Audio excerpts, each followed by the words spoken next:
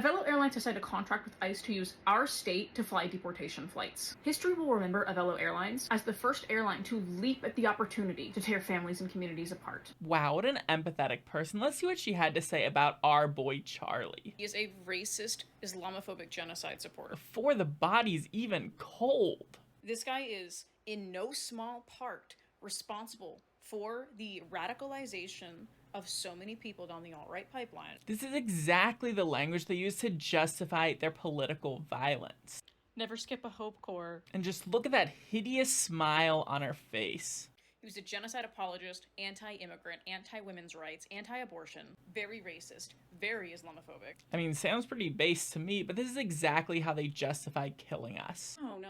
Surely several weeks of pointless discourse over the efficacy of political violence is exactly what we need to be doing right now in this moment. You hear that? The efficacy? There's no right or wrong to these people, just what works. A lot of you that are eulogizing him and crying on your live and going, gosh, you're a bad person if you're celebrating this. You're a bad person if you're not condemning it. You saw some part of yourself in him, and that's why you're scared. Yeah, he's an American, and that's something we can all share in common despite our political differences. All I'm saying is, if you don't want to be called a white nationalist after you die, don't be a white nationalist while you're alive. So it's bend to our will, or we will slander you and use that slander as justification for murder. Oh, he had a wife and kids.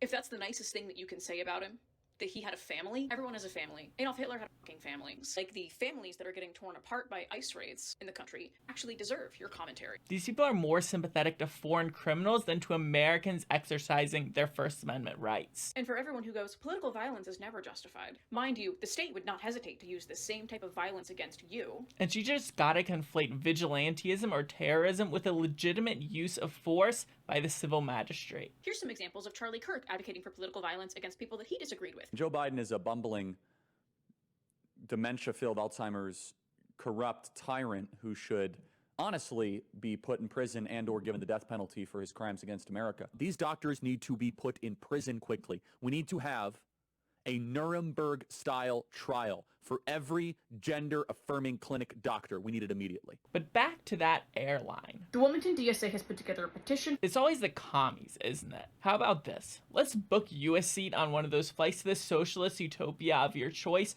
on my dime, as long as you promise never to darken the door of our fine state with your vile anti-Americanism. Deal?